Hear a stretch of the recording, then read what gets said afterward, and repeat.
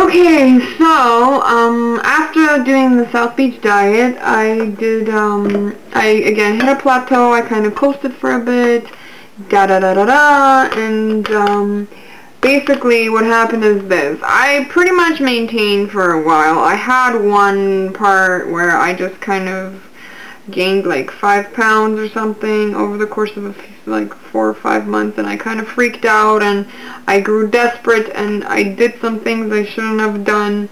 I basically ate next to nothing for a number of weeks, and I lost like 13 pounds in 3 weeks, or 14 pounds, something around there. But I quickly realized that this is definitely not the way to do it, so I'm not even going to go into that because I don't want to give anybody any ideas of what I did, because it wasn't good, it wasn't healthy, it was a mistake. But anyway, then after I did that and I started eating semi-normally, I regained the weight that I lost, those 13 pounds. I think I gained back like 10 of that, like almost instantly. Not because I overate, but just because I started eating. And anyway, so I'm not going to go into that because it's not a good idea and I don't want to give anybody any ideas. It was stupid, it was a mistake. So anyway, so then last summer what happened is I was actually finishing up my degree, so I had to get all my last courses in the summer. I took 4 courses, which a full course load would be 5, so I was almost full-time. I had a full-time, I actually had an overtime job. It wasn't even full-time, it was overtime. I was pulling in like a good 100-something hours bi-weekly, which 80 would be full-time, so I was doing hardcore overtime. And I had a part-time job on top of that. I was killing myself, in other words. I don't recommend you doing that either. So of course my diet took a backseat. I totally just ate whatever the hell I could possibly get my hands on because A, I had no time to sleep, B, no time to eat or prepare meals, so I would be like takeout almost every single day. I gained a lot of weight back. I estimate I gained about 20 pounds during that summer, during those 3 months, like June, July, August. Then finally at the end of August, I was like, oh my god, I gained a lot of weight. I could tell I gained weight. You know, my mother could tell I gained weight. My brother could tell. Like, people could tell. I mean, my brother and my mother were the ones that told me, you know, nicely, because they care. But nobody else would say anything. But anyway, so I basically was like, I gotta do something, so I kind of started watching what I eat. I lost about 10 pounds, so by Christmas I was about 160. And then finally in January I started to do some research because I wanted to kind of figure out, because I wanted to do like another diet. Like I told you, I did like 3 diets. So I wanted to do like a final diet to get down to my weight goal of 130, and I just wasn't sure what I wanted to do. I'm like, I don't know if I want to do the South Beach diet again. So I'm like, I wanted to see something new, and I stumbled upon the Zone diet. I mean, I've heard about it. You know, I think Jennifer Aniston did it, like, you know, the Zone diet, whatever. I'm sure you guys have heard about it.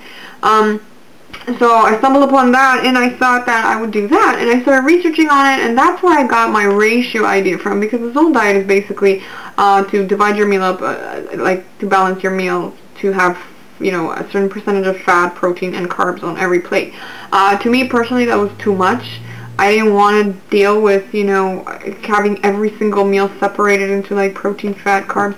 I figured if I can just separate that during the day, so that at the end of the day I would have kind of a ratio going, then that would work. And that's basically when I kind of made up my own diet and decided that that's what I'm going to do, but on top of that I'm going to count calories. Because that's the one way you can really determine, I mean, how much protein, carbs, and fat you're eating, by counting calories.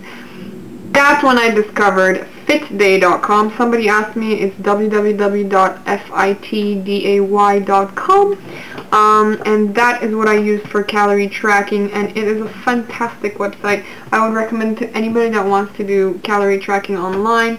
It's a magnificent tool. I can honestly guarantee you that without FitDay, I would not be sitting here talking right now, because I wouldn't have been able to do this. It's just made it so easy. Once you start putting in foods, you know, they have like recent foods, but it's just click, click, click, like literally it takes a minute out of your day, and it's a fantastic tool because it really keeps things, you know, nicely separated into ratios, believe it or not. Anyway, so that's what I use. That also you can also put in your fitness and all that stuff. So it's fantastic. How you figure? Okay, this is what I did. How do I figure out how many calories I need to eat every day to lose weight? Find out your maintenance calories. How you find that out is you can use Fitbit to find it out. You can use, there's a lot of websites that will tell you roughly, I mean every person's different, but you will get an estimate of how much calories you should be eating on a daily basis to maintain. Those are your maintenance calories. Mine is 2100 calories a day. If I ate that much and did jack shit all day, I would maintain. Well, jack shit, I mean just the regular, you know, kind of life things. I'm not talking about exercising or anything like that. So how you do that is basically take your maintenance calories, subtract 500 from that. That's how much you should be eating per day. So for me it would be 1600 to lose a pound a week. And that is how it works basically. That's the simplicity of it all. 13 for women, I don't know what it is for men. For women you should not go below 1300 because it begins to slow down your metabolism, which is exactly what you don't want. So do not go under 1300. Some people ask me about 1000. Quite frankly is not enough. I don't think, I mean unless you're being supervised by a doctor, which in that case, I mean do whatever the hell your doctor tells you. I'm sure he knows better than I do. So anyway, so that's basically how you do it, and that's what I did. Yes, I did drop down to 1300 because I'm crazy and obsessive and I knew I could do it.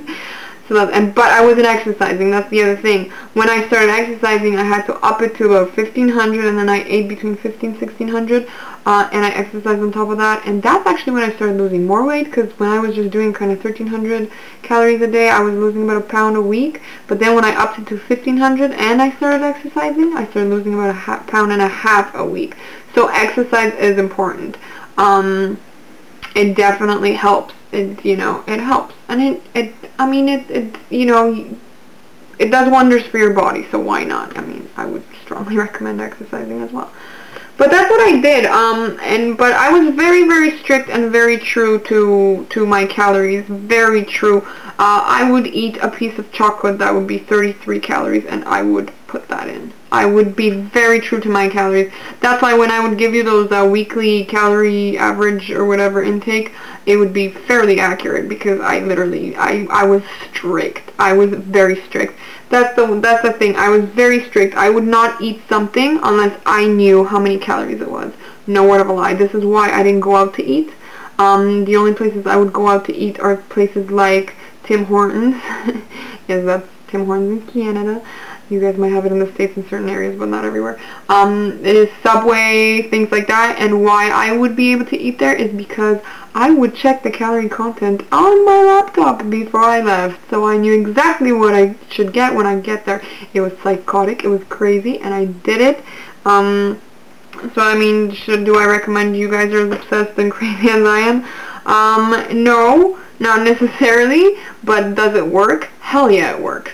When you put 100% of it into it and you just absolutely, you know, tell yourself there's no room for error, that could stab you in the back at some points because it has for me. But overall, it does pay off because it's just hard work. You stick to it and you get results every week. Every week. I mean, I was consistently losing a pound to pound and a half. There was, I think, maybe 1 week where I lost like half a pound or didn't lose at all, and that's because I slipped.